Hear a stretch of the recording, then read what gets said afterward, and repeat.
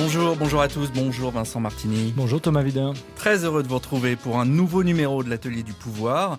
Alors le pouvoir, ce sont évidemment des institutions, des lieux, des femmes et des hommes, mais ce sont aussi des discours qui disent la réalité d'un rapport de force, d'une vision du monde, tout autant qu'ils façonnent cette réalité en lui donnant corps. Aujourd'hui, dans le contexte actuel de l'émergence de ce nouvel acteur qu'est l'État islamique au Moyen-Orient, nous allons essayer de comprendre comment nos démocraties réagissent à un tel phénomène à travers la production de discours sur la peur, fondés sur la mise en évidence d'ennemis extérieurs évidemment, mais aussi intérieurs, contre lesquels il conviendrait de s'armer à la fois militairement et diplomatiquement, mais aussi idéologiquement et je dirais même sémantiquement, mon cher Vincent Martini. Le spectre islamiste, le danger communautariste. Peut-on critiquer l'islam? Foulard, le complot, djihadisme, la France mal protégée. Ces couvertures d'hebdomadaires de la presse française ne trompent pas. Pas un jour sans qu'on nous enjoigne à désigner et à craindre un ennemi extérieur et intérieur. Intellectuels médiatiques et chroniqueurs de chaînes d'information en continu s'associent en cela avec les hommes et femmes politiques de Nicolas Sarkozy à Manuel Valls. En période de crise économique et de troubles internationaux, alors que des menaces objectives pèsent sur la France, nous avons voulu comprendre comment se structure la construction d'un discours de l'ennemi, en l'occurrence de l'ennemi arabe ou de l'ennemi musulman. S'interroger sur le pouvoir de la peur, c'est se poser la question du lien effectué en permanence entre les banlieues françaises, en tant que creuset de l'immigration postcoloniale, l'islam de France comme seconde religion française et d'autre part les djihadistes au Moyen-Orient et au Mali. Mettre en question le discours de l'ennemi, c'est aussi vouloir comprendre pourquoi dénoncer un ennemi réel ou imaginaire est une ressource politique, un ressort de pouvoir pour nos élites politiques. C'est enfin analyser la construction de la réalité par les médias, au rôle de représentation sociale dominante, et tenter de réfléchir à quand tout a commencé, à défaut de pouvoir dire quand cela va s'arrêter. Edward Bernays, l'inventeur américain du marketing, écrivait en 1928 dans un ouvrage remarquable intitulé Propaganda, la manipulation consciente, intelligente des opinions et des habitudes organisées des masses joue un rôle important dans une société démocratique. Sans sous-estimer les dangers réels qui guettent la France et l'Europe, nous partons donc aujourd'hui avec nos invités à la recherche de ce fameux ennemi et de la manière dont la rhétorique de l'adversaire structure profondément notre société. Très souvent, comme nous le verrons, la dénonciation d'un autre démonisé permet de dresser un portrait de nos propres peurs, de nos blocages et de nos impuissances, celles en tout cas que nous tentons de dissimuler. Rejeter l'autre musulman en somme, c'est dire quelque chose d'essentiel sur les angoisses de la société française. Le pouvoir de la peur, voilà ce dont nous allons discuter aujourd'hui jusqu'à 17h55 dans l'Atelier du pouvoir avec nos invités. Marwan Mohamed, sociologue, chargé de recherche au CNRS, auteur d'un essai intitulé « Islamophobie, la construction d'un racisme légitime » paru à La Découverte en 2013. Jérôme Berthaud, sociologue, également maître de conférence à l'Université de Bourgogne, auteur de La banlieue du 20h, ethnographie de la production d'un lieu commun journalistique, paru chez Agone en 2013. Laurent Bonnefoy, chercheur au CERI, le Centre d'études et de recherche internationales de Sciences Po, spécialiste des mouvements salafistes et de la péninsule arabique, co-auteur notamment d'un essai intitulé « Jeunesse arabe » au pluriel, du Maroc au Yémen, loisirs, culture et politique, publié à La Découverte en 2013. Et puis pour notre séquence internationale, un peu après 17h30, nous accueillerons Ali Reza Manafzadeh, enseignant à la Sorbonne Nouvelle, chroniqueur à Radio France Internationale et auteur de La construction identitaire en Iran, édité chez l'Harmattan en 2009, avec qui nous discuterons de la construction de la figure de l'ennemi dans le discours politique iranien. On savait que des centaines de jeunes gens étaient partis des banlieues françaises pour rejoindre la Syrie via la Turquie. Après tout, le gouvernement socialiste était mal placé pour leur reprocher de soutenir une lutte armée contre un pouvoir syrien qu'il condamne. Dans les années 30, pendant la guerre d'Espagne, de nombreux Français s'engagèrent aussi dans les brigades internationales aux côtés des républicains contre le général Franco. La comparaison agacera tous les admirateurs de ce combat-là, mais il y a pourtant chez les communistes exaltés de ce temps-là, comme chez ces islamistes fanatiques, la même identification à une cause sacrée qui dépasse et occulte l'appartenance à leur patrie. Ces jeunes djihadistes ont pris au pied de la lettre les appels à la guerre sainte, à l'édification d'un califat mondial. Ils sont à l'islam ce que les brigades rouges ou la bande Abadère furent au marxisme-léninisme. Ces jeunes djihadistes sont enfants de l'immigration arabo-africaine ou français de souche convertis à l'islam qu'ils voient en religion des déshérités, les damnés de la terre. Ils n'ont que faire de la France qu'ils dédaignent ou vomissent, mais ils sont en cela plus français qu'ils ne le croient ou ne le souhaitent. Les spécialistes de l'antiterrorisme, juges et policiers, sont déjà sur les dents. On sait qu'on ne peut pas empêcher de partir, ni les empêcher de rentrer. Cette carte d'identité, qui représente tout ce qu'ils haïssent, est aussi leur meilleur viatique. Et personne n'osera leur arracher les déchoirs de la nationalité à la manière anglaise. Mohamed Merah avait fait un petit stage en Afghanistan avant de revenir dans la banlieue toulousaine. La Syrie est la nouvelle école du crime terroriste, avec une formation de haut niveau. La France va peu à peu découvrir qu'elle porte dans ses flancs un ennemi de l'intérieur. Alors, nous étions chez nos confrères de RTL le 22 avril dernier. C'était la chronique d'Éric Zemmour. Je me tourne vers vous pour commencer, Marouane Mohamed. On a l'impression, en écoutant les propos de l'essayiste et journaliste Éric Zemmour, qu'on a comme une sorte de condensé, de précipité de ce que vous appelez l'islamophobie, avec un certain nombre, disons, de biais et d'amalgames, appelons ça comme ça. Je ne sais pas si vous acceptez le mot, entre l'appartenance à l'islam, qui serait caractéristique d'un certain comportement et d'un certain rapport à la France, et Éric Zemmour chute sur la dimension ennemie de l'intérieur. Marouane Mohamed. Alors oui, il y a toute une série de petits glissements dans son discours. On n'aura pas le temps d'analyser tout en détail, mais ce qui est intéressant, c'est qu'il part d'un espace, la banlieue, c'est son point de départ, pour en arriver à la question de l'ennemi intérieur. C'est son point d'arrivée. Et donc, en cela, oui, il y a une question de condensé. Je ne sais pas si dans cette chronique, qui s'en prend plus aux musulmans qu'aux communistes, la question mérite d'être posée. Je ne sais pas quelle est sa cible pour le coup, et je ne sais pas à qui il parle dans cette chronique-là. Mais oui, effectivement, vous avez, par glissement, toute une série d'amalgames justement entre l'espace de la banlieue, des quartiers populaires comme s'il n'y en avait qu'une, la question du djihadisme ou de jeunes qui s'engagent, qui partent en Syrie comme s'ils étaient tous des Mohamed Merah, comme s'il n'y avait qu'une cause aux djihadistes, comme s'il n'y avait qu'un parcours de ce qu'on appelle des jeunes djihadistes. J'en sais rien, c'est pas ma spécialité, mais si je lis mes collègues qui travaillent un petit peu sur la question, il y a déjà une diversité de profils qui se dégage. Il n'y aurait qu'une cause. Il y aurait qu'une perception de l'islam, et on voit très bien comment il arrive rapidement de l'islamisme à l'islam, de l'islam à la question de l'ennemi intérieur. Il est assez subtil dans ses propos, mais en même temps, ce qui est intéressant dans la pensée de Zemmour, c'est l'obsession de l'essentialisation. C'est-à-dire qu'il travaille avec des catégories lourdes. Il y a la banlieue, le djihadisme, l'islamisme, l'islam. Il aime le singulier. Et surtout, c'est intéressant qu'il oppose en permanence l'appartenance à la France et cette appartenance supposée soit à la banlieue, soit à l'islam. Il y a toujours quand même, c'est comme si on ne pouvait pas être l'un et l'autre. D'ailleurs, il parle de cette carte d'identité qu'ils haïssent. Alors ça, c'est un des fondements dans la compréhension de l'islamophobie. C'est à la fois un des ressorts de l'islamophobie et une de ses conséquences. C'est de remettre en question la légitimité de la présence d'un certain nombre de jeunes Français issus d'immigration postcoloniale qui manifestent leur religiosité. Alors là, il prend le cas de Merah pour questionner de la légitimité, de la loyauté, etc. C'est assez facile, mais cette question-là, il l'a posée dans d'autres chroniques à d'autres moments de manière beaucoup plus large. Alors justement, si on voulait commencer cette émission avec Vincent Martini par cet extrait d'une chronique d'Éric Zemmour, c'est parce qu'il nous semblait qu'il était assez représentatif de ce que vous, Marouane Mohamed, dans vos travaux, vous appelez l'islamophobie de plume. Est-ce que vous pouvez définir justement cette notion que vous utilisez et puis en dresser un petit peu la cartographie dans la France d'aujourd'hui? Ça va être très, très difficile, mais en fait, on a essayé de faire l'histoire, la socio-histoire de cette islamophobie de plume, c'est-à-dire toutes les personnalités de gauche comme de droite qui ont participé à la construction d'un problème musulman sur le territoire national. On voit les mêmes phénomènes un petit peu en Italie, dans d'autres pays européens ou en Amérique du Nord.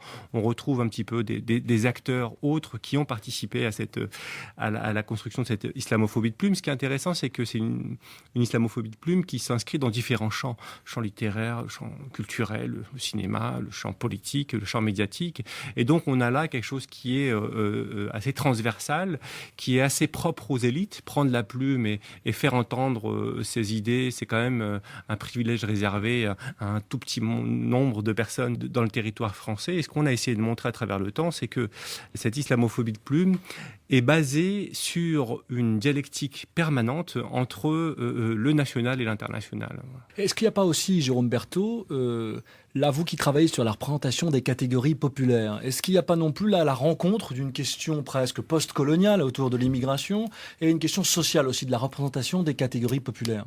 Effectivement, il y a une longue histoire de la représentation des milieux populaires comme des classes dangereuses. Ça renvoie à un livre très connu. Classe laborieuse, Classe dangereuse, c'est ça. Alors avec cette particularité qui est que, comme vous le soulignez à l'instant, la jeunesse des quartiers populaires, on tend à leur retirer tous les attributs, toutes les propriétés des milieux populaires pour les ethniciser, les renvoyer systématiquement quasiment à une appartenance ethnico-religieuse et à gommer à l'inverse tous les traits de caractère qui les incluraient précisément dans ces milieux populaires. Alors Marwan Mohamed, dans votre étude, on a l'impression quand on vous lit que quelque chose de très important se noue dans cette histoire au début des années 1980.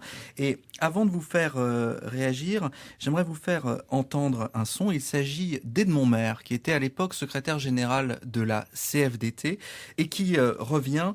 Il sort à ce moment-là de l'Élysée et c'est en pleine polémique sur les propos de Pierre Mauroy, qui était alors Premier ministre de François Mitterrand, qui faisait le lien entre l'identité musulmane de travailleurs en grève et le fait même qu'ils soient en grève. On écoute Edmond Maire.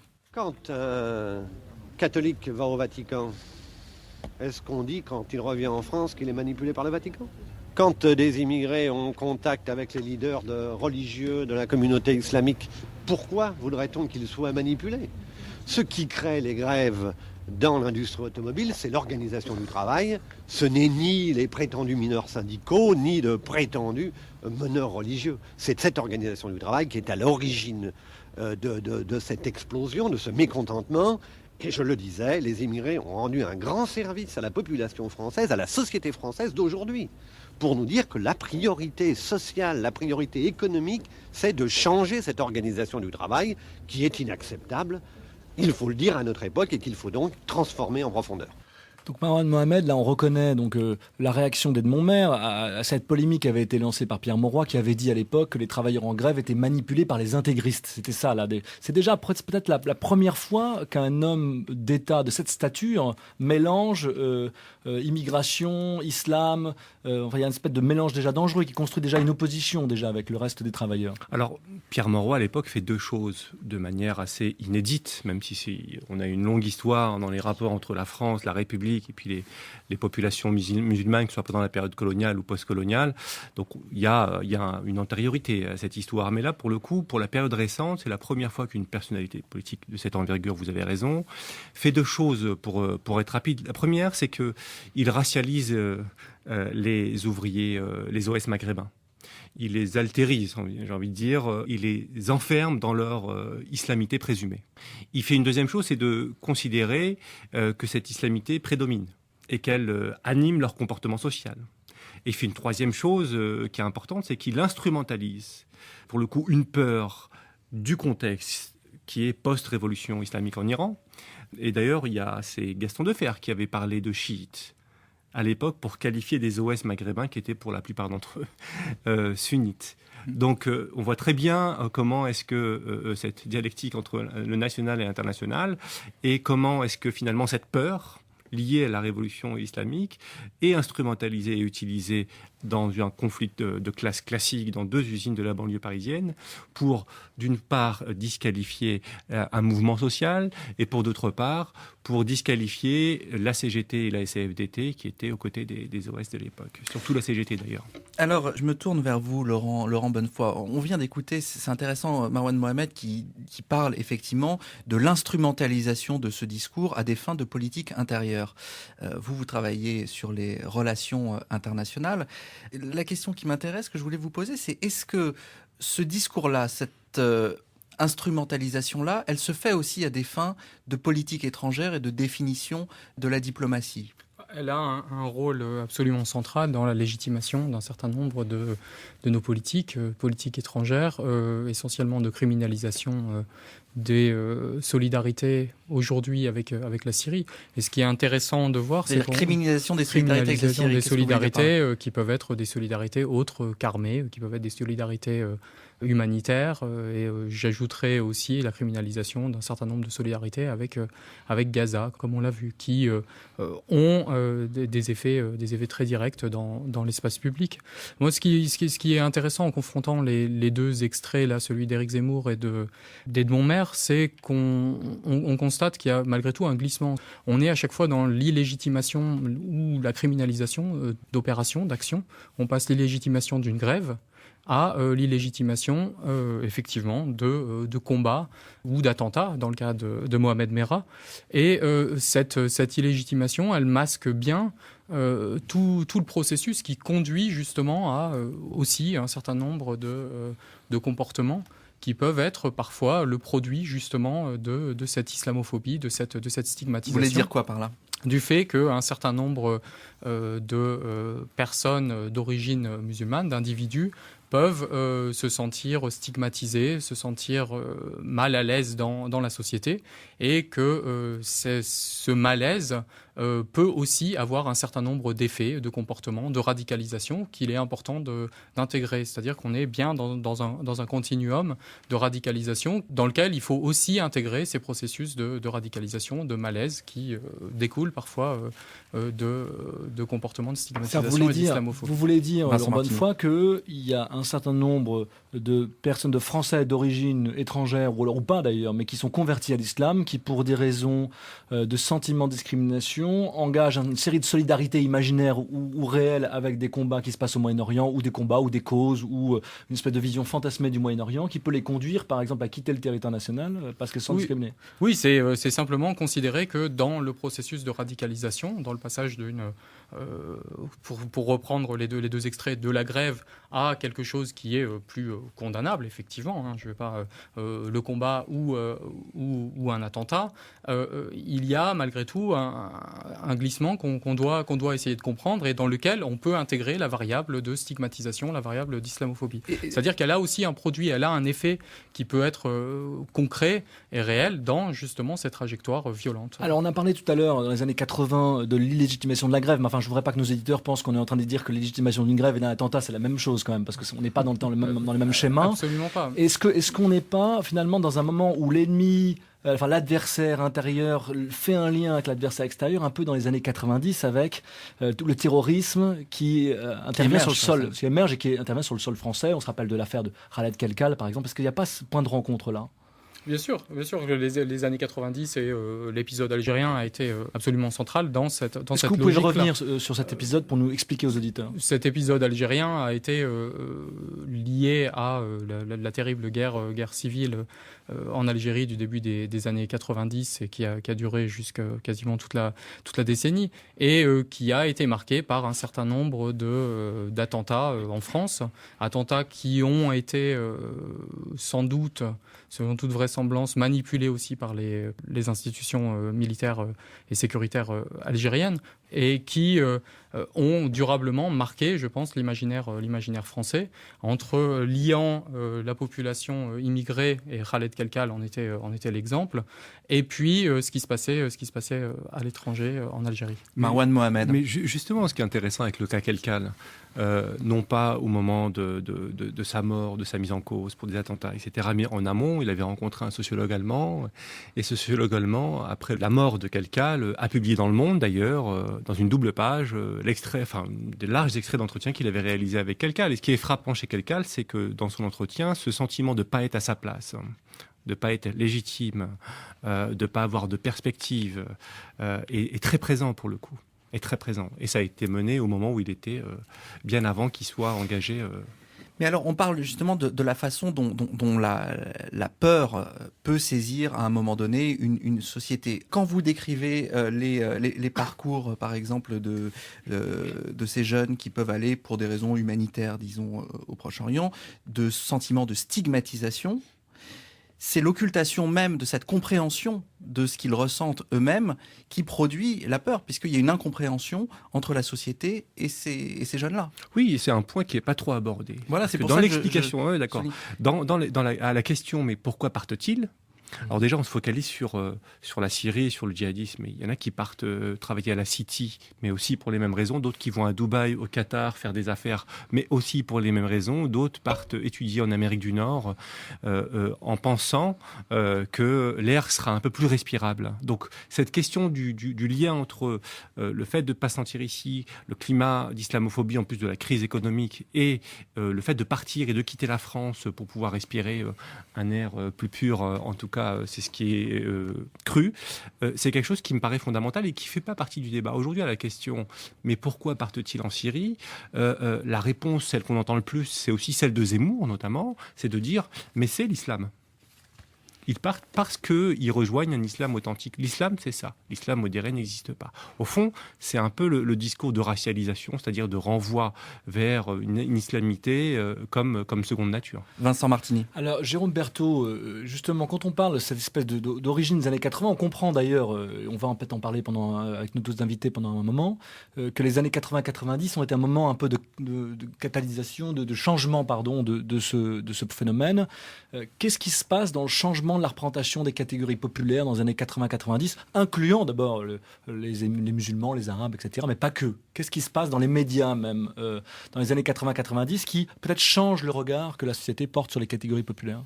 Alors dans les années 80, quand on construit des corpus, par exemple avec les archives de l'INA, on se rend compte que comme le champ politique, avec les mobilisations type SOS Racisme, etc., émerge et se développe, on a un discours qui tient compte quand même des questions de stigmatisation, de discrimination, qui fait à peu près jeu égal avec les discours sur la délinquance, les déviances dans les quartiers populaires, éventuellement les formes d'islam radical. Cette inquiétude d'une radicalisation des jeunes, elle est présente depuis longtemps, depuis les années 80. Vous parliez tout à l'heure de la révolution iranienne. Très tôt, les services de renseignement français s'inquiètent de l'importation, du rôle des imams, tout ça, c'est présent depuis longtemps. Mais ce qui est intéressant à partir des années 90, et pour revenir un petit peu sur le champ de l'État et le champ politique, c'est qu'on a des institutions policières type les renseignements généraux, c'est ce qu'ont montré les travaux de Laurent Bonelli, qui, avec la chute du mur, perdent un peu leur raison d'être de surveillance du militantisme gauchiste, communiste, etc. Et qui vont devoir trouver de nouvelles populations à surveiller. Et comme ça, va commencer à s'intéresser aux formes de radicalisation dans les quartiers populaires. On va construire des échelles de déviance, de délinquance, c'est l'échelle de Louis Vuitton, etc. Et en fait, ça va construire aussi des catégories de pensée faciles à utiliser pour les journalistes, une espèce de boîte à outils d'évaluation de la dangerosité dans les quartiers populaires qui vont être facilement reprises par les journalistes et qui vont contribuer aussi à homogénéiser la représentation des banlieues, puisque tous les quartiers populaires, quelle que soit leur diversité, vont pouvoir être passés au crible de cette échelle unique et on va pouvoir dire voilà, tel quartier est plus ou moins dangereux et la question de l'islam va se rajouter par-dessus. Laurent Bonnefoy, vous vouliez réagir ? Ce qui se passe dans les années 80 et que montre Thomas Deltombe dans son texte l'islam imaginaire, c'est bien justement l'islamisation du regard, le passage d'une focalisation des classes populaires immigrées à quelque chose, une communauté musulmane. Et donc c'est cette construction à travers le regard médiatique qui va jouer un rôle important dans la construction aussi de l'islamophobie. Il faut dire aussi que les années 80, ça correspond vraiment aussi à l'émergence d'une visibilité des catégories populaires d'origine immigrée. Enfin, il ne faut pas oublier que il y a deux temps importants dans les années 80, je crois que vous ne me contredirez pas, c'est qu'il y a à la fois l'émergence c'est la marche pour l'égalité, c'est la création de SOS Racisme, c'est l'émergence de catégories visibles dans la population française qui revendiquent un certain nombre de droits et de dignité, de respect. Et de l'autre, bien sûr, c'est l'émergence de mouvements populistes d'extrême droite comme le Front National, Marwan Mohamed. Oui, et puis, alors, l'extrême droite ne se jette pas sur la question de l'islam et de la présence musulmane au départ. La question de l'islam devient centrale avec Marine Le Pen, en fait, en suivant en cela la voie nordique. C'est très tardif, et puis c'est tardif, et puis elle suit la voie nordique. C'est pas la première à avoir modifié son discours par rapport à ça. Le Danemark a ouvert la voie, pour le coup, dans la nouvelle stratégie de dédiabolisation, de recentrage sur la lutte contre l'islamisation, la mise de côté des propos propos directement racistes, antisémites, homophobes, etc. Sur la visibilité religieuse qui effectivement apparaît, il faut bien comprendre que en plus de la révolution islamique, il y a un cadre de pensée qui domine au niveau de la culture politique française qui est déjà présent, un cadre plutôt assimilationniste plus qu'intégrationniste comme tel que ça a été dit. Et ce cadre-là est basé sur une conviction, une idée forte, c'est que pour que l'assimilation et l'intégration fassent son cours, il faut que les populations et les descendants d'immigrés mettent de côté tout ce qui est de l'ordre de la religiosité. En gros, c'est un phénomène qu'on observe assez nettement dans les années 70 et qui s'inverse progressivement dans les années 80 jusqu'à 1989 pour le coup. France Culture, l'atelier du pouvoir. Vincent Martini, Thomas Wider. Alors justement sur cette articulation entre catégorie populaire et puis la figure du musulman, on a parlé de l'islamophobie de Plume. Il y a quelque chose qui se joue, et ça vous l'avez étudié Jérôme Berthaud, dans la construction du discours médiatique. Je voudrais vous faire d'abord écouter une archive, ça date de 1993, c'est Le droit de savoir sur TF1, une émission sur laquelle vous revenez beaucoup. On écoute d'abord un extrait. Nous allons découvrir dans ce reportage réalisé par David Pujadas et Mathieu Dupont ce que certains appellent déjà les nouveaux ghettos, des communautés qui s'intègrent plus ou moins bien avec les Français de souche. Argenteuil, 3 ans après les flambées de violence, le climat a changé. Plusieurs des fauteurs de troubles se sont investis dans cette association. Comme la plupart, elle s'occupe de sports de combat et de soutien scolaire. Comme la plupart aussi, elle n'est pas officiellement islamique, mais les animateurs sont presque tous devenus pratiquants. Certains ont fait des séjours au Proche-Orient. Le sens de la vie qu'on aurait essayé de leur faire apprendre, inculquer, bien leur faire pénétrer pour que ce soit une bonne force, c'est que la vie, elle n'offre pas de cadeau. Donc, Jérôme Berthaud, on reconnaît le droit de savoir le 20 octobre 93 avec quelqu'un qui est un jeune journaliste à l'époque, David Pujadas, alors bien sûr qu'on connaît bien puisqu'il présente le journal de France 2 aujourd'hui. Alors vous qui travaillez un peu sur la création de ces marronniers journalistiques, vous avez dit, quand on a préparé l'émission, puis vous l'avez dit ailleurs, que finalement ce marronnier journalistique des islamistes, c'est un marronnier qui fonctionne bien. Il y a eu une école autour de cette émission, le droit de savoir. Oui, en fait, on peut évidemment chercher des causes extérieures au champ journalistique pour expliquer les discours journalistiques, mais il faut aussi se pencher sur le fonctionnement de l'univers journalistique lui-même. Et ce qui est intéressant aussi sur la période des années 90, c'est qu'on sort avec la fin des années 80 de la première vague de privatisation dans l'audiovisuel en France et la création de la chaîne La 5 financée par Silvio Berlusconi, le rachat de TF1 par Bouygues et bien une concurrence renforcée entre les chaînes dans laquelle vont être prises également les chaînes de l'audiovisuel public en fait, France 2, France 3, etc.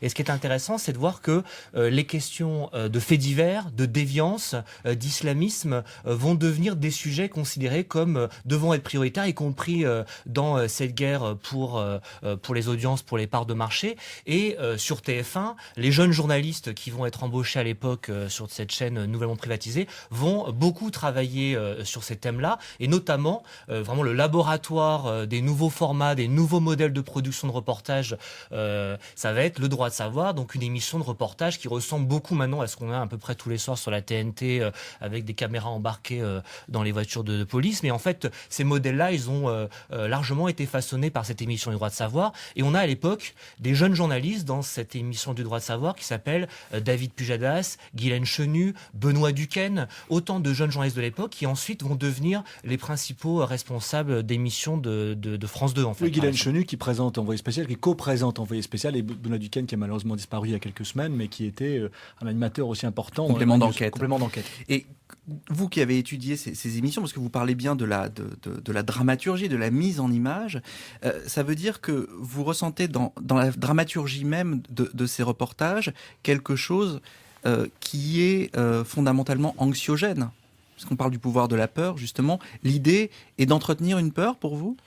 Non, je pense pas que ce soit il n'y a pas une intention de cet ordre-là.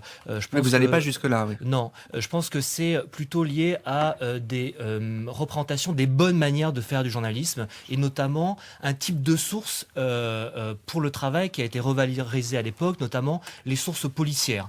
Dans le travail de David Pujadas à l'époque, il cite énormément de notes des renseignements généraux. J'ai parlé tout à l'heure du repositionnement des renseignements généraux sur les questions d'islamisme, et on voit comment ces grilles de lecture, ces catégories administratives policières, elles passent à l'époque du champ administratif et politique au champ journalistique par l'entremise de ces responsables d'émission et de ces jeunes reporters qui vont ensuite les transposer dans l'audiovisuel public. Alors il y a un autre élément aussi dont vous nous parliez et dont vous parlez dans votre livre La banlieue du 20h, qui a été publié aux éditions Agone. Vous dites qu'en fait, quand les chercheurs d'images vont en banlieue, il y a des éléments qu'ils recherchent et qui sont pour eux des éléments caractéristiques de la banlieue. Alors quels sont-ils ? Vous m'avez parlé, je crois, des paraboles. Qu'est-ce qu'il y a d'autre comme élément qui, pour eux, symbolise en fait d'une certaine manière la banlieue, mais et qui a un lien avec justement l'islam aussi ? Alors exactement, il y a toute une série d'indicateurs, d'images qu'un reporter et son caméraman se doivent de trouver quand ils vont dans un quartier populaire. Et quand on les suit sur le terrain, ça qui est assez frappant, c'est qu'on entend le reporter donner des consignes à son caméraman de l'ordre « N'oublie pas de me faire des paraboles, ne filme pas ces tours-là, elles sont trop basses, filme plutôt celles-ci, elles sont plus hautes, elles sont plus denses », c'est les mots qui peuvent être utilisés. Donc on multiplie comme ça les travelling sur les tours les plus hautes. Les femmes voilées aussi, bien sûr. Comment ? Les femmes voilées. Et ce qui est intéressant, c'est de voir aussi dans quelle mesure les intermédiaires réguliers des journalistes sur le terrain, les intermédiaires que les journalistes vont tout le temps solliciter pour les accompagner dans les quartiers, les journalistes osent assez peu circuler seuls dans les quartiers populaires, participent aussi à la reproduction de cette image stéréotypée. J'ai pu accompagner par exemple des reporters de France 2 à Sarcelles, et c'était le maire de Sarcelles qui leur servait de guide. Il pouvait dire aux journalistes, regardez là-bas, vous avez une femme voilée, c'est une belle image pour vous. Là, vous avez un tag antisémite. Donc les intermédiaires locaux, pour des raisons qui relèvent des enjeux de pouvoir locaux, des rapports de force locaux, peuvent aussi participer à cette reproduction des images. Je me tourne vers vous, Laurent Bonnefoy, qui avait étudié justement ces jeunesses musulmanes. Est-ce que dans les pays que vous avez étudiés, il y a globalement un discours qui est similaire sur l'Occident, les États-Unis, où justement en étudiant ces différents pays, vous voyez des nuances qui seraient bon de souligner ici, où forcément on a une vue assez schématique et globalisante? Alors, dans l'ouvrage que j'ai co-dirigé, qui s'appelle Jeunesse arabe, on a bien insisté sur ce pluriel. Voilà. Et cet attrait ou rejet de l'Occident, si on veut parler simplement, est en effet une ligne de rupture qui est forte. On a tout un tas, puisqu'on s'est intéressé aux loisirs, on a tout un tas de loisirs qu'on peut considérer comme importés et qui sont réinterprétés ensuite et souvent s'inscrivent bien dans des enjeux sociaux qui sont très particuliers. Et puis, dans le même temps, on a malgré tout un discours de rejet qui, d'une certaine manière, est aussi un des effets, et c'est ce que je voulais dire tout à l'heure, c'est un des effets aussi de la perception qu'on a d'une islamophobie forte en Europe. Et donc, le discours islamophobe qui se développe dans les médias ou par les institutions produit un certain nombre de choses, un certain nombre de comportements qu'il ne faut pas toujours criminaliser, puisque ces comportements ne sont pas toujours des comportements violents. Ils peuvent être aussi des comportements de réinterprétation de l'islam, qui peuvent être des comportements qu'on appelle quiétistes, avec tout un courant salafi que j'ai étudié, qui ne faudrait pas rejeter d'un revers de la main en disant cette volonté de retour aux racines de l'islam justifie une criminalisation. Non, c'est pas le cas. Ce que vous dites quand vous parlez des jeunesses dans d'autres pays arabes, vous avez beaucoup travaillé sur le Yémen par exemple, ces jeunesses dans d'autres pays arabes qui s'appuient sur une représentation négative supposée dans les pays occidentaux, on voit que c'est des représentations négatives qui se renforcent le nôtre d'une certaine manière. On n'est même plus dans un choc des réalités, mais un choc des représentations. Bien sûr, oui, c'est cette représentation qui est importante et qui fonctionne sur des stéréotypes qui sont forts. Bien évidemment, le discours qui est celui tenu par des courants salafis d'une Europe où on ne peut pas pratiquer son islam ne correspond pas à la réalité.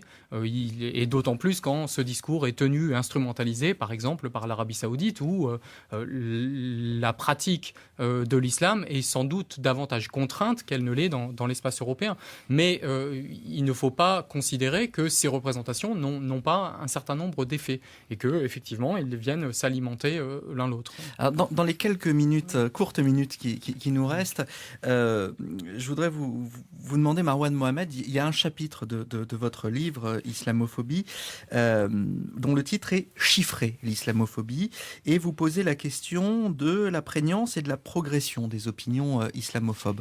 On a fait au début de cette émission un détour par les années 80 pour montrer comment, à la fois sur la scène médiatique et dans le discours politique, ces choses-là s'étaient nouées. On est aujourd'hui, 30 ans plus tard, dans un contexte qui est évidemment tout autre, notamment en raison de la situation internationale.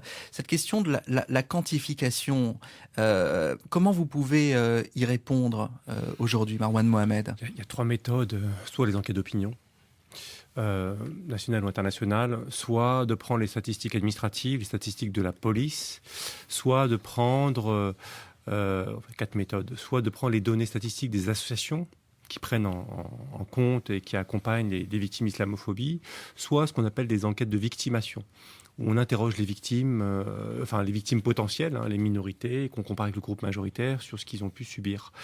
Sur les enquêtes de victimation, on a par exemple une enquête qui s'appelle Trajectoire et Origine, l'enquête Théo, qui montre que la catégorie musulman, c'est-à-dire tous ceux qui se revendiquent musulmans, pas seulement ceux qui sont assignés comme tels mais qui se revendiquent musulmans, c'est quand même, selon le type de discrimination, le type de déclaration, c'est compliqué, entre 30 et plus de 40% de personnes qui se disent victimes de discrimination dans leur expérience, dans différents volets. Mais ça ne veut pas dire qu'ils se disent victimes de discrimination en raison de leur appartenance religieuse.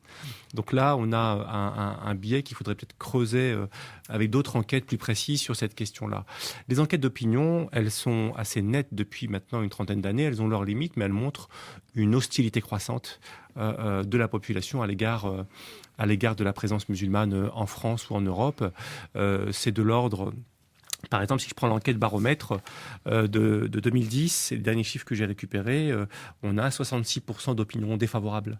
En France, à l'égard de la présence musulmane, c'est 50% au Royaume-Uni. Donc il n'y a pas de royaume. Au niveau des statistiques de police, autour des agressions, des dégradations d'institutions, de sépultures, etc., on est sur une augmentation régulière et croissante. Au niveau des déclarations des victimes, au niveau des associations, on a pareil une montée en flèche. Notamment depuis 2008, depuis 2009, depuis le débat sur l'identité nationale, on a une montée en flèche des agressions verbales, physiques, et une aggravation de ces agressions. Alors, quand vous faites le lien avec le débat sur l'identité nationale de 2008-2009, je pense que ça pose la dernière question que j'aimerais peut-être vous poser à tous les trois.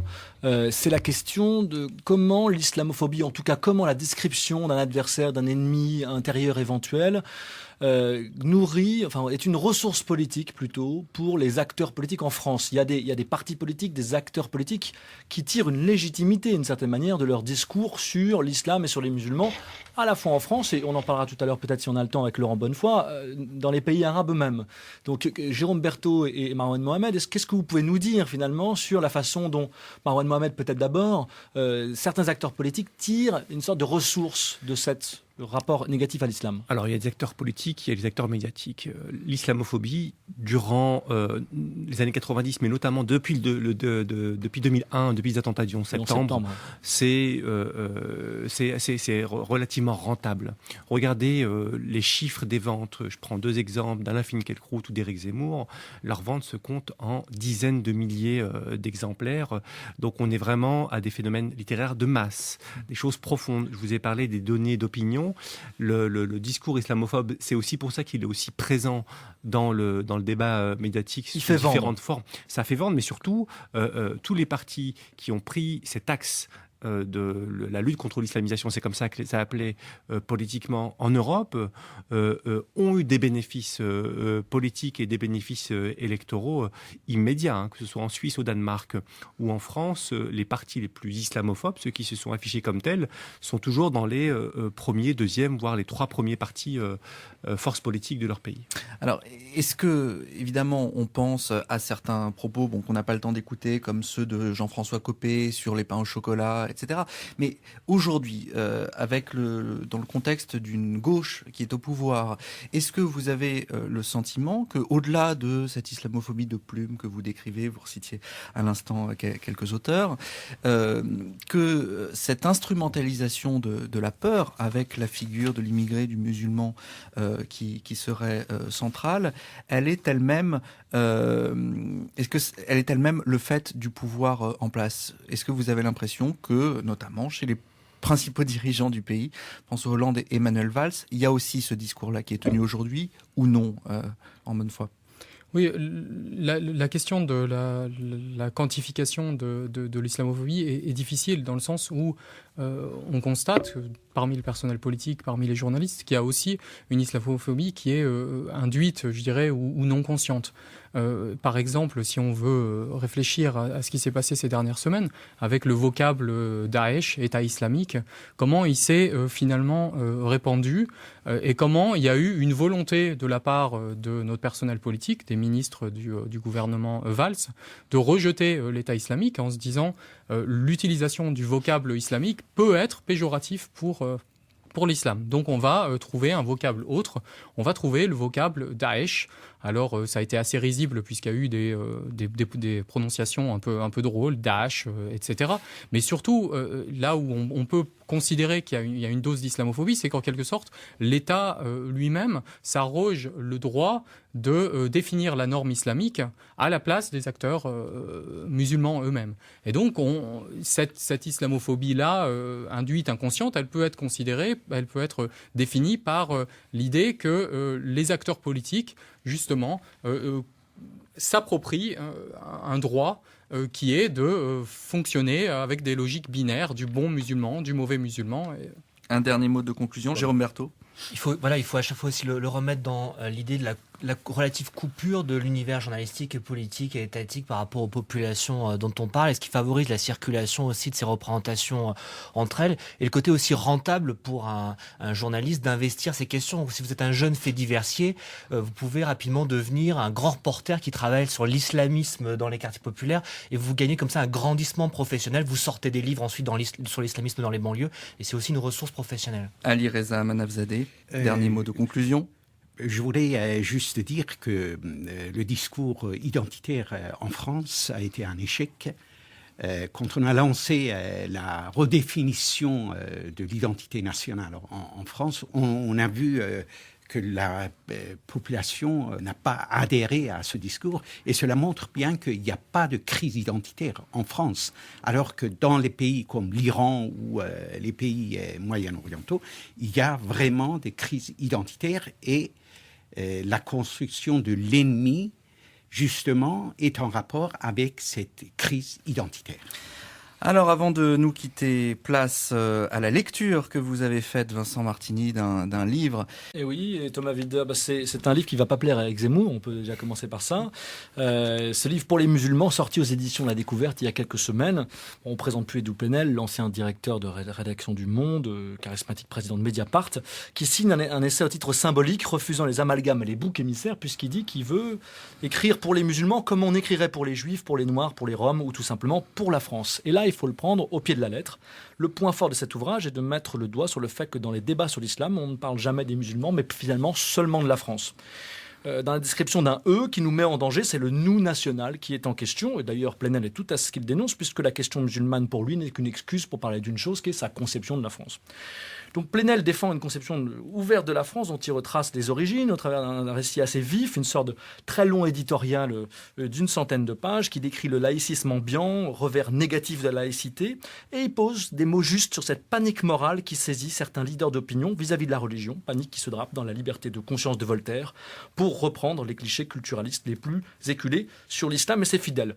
Le ton sentencieux des fois d'Edouard Plenel et la tentation du point Godwin, on compare toujours tout avec le nazisme, Vichy, les fameuses heures les plus sombres de notre histoire, peut parfois irriter, mais pourtant, ce cri d'alarme nous interpelle et vaut la peine d'être entendu parce qu'il dit que nous devrions tous nous sentir concernés par cette logique du bouc émissaire, parce que les libertés qu'on obère pour lutter contre le terrorisme et contre cet islam qui nous fait si peur, ce sont d'abord les nôtres. Alors que le bruit de fond quotidien nous incite à nous méfier des musulmans et à dénoncer l'islam comme incompatible avec la République, à renier les différences culturelles supposément synonymes de communautarisme, eh bien ce message, ça fait du bien.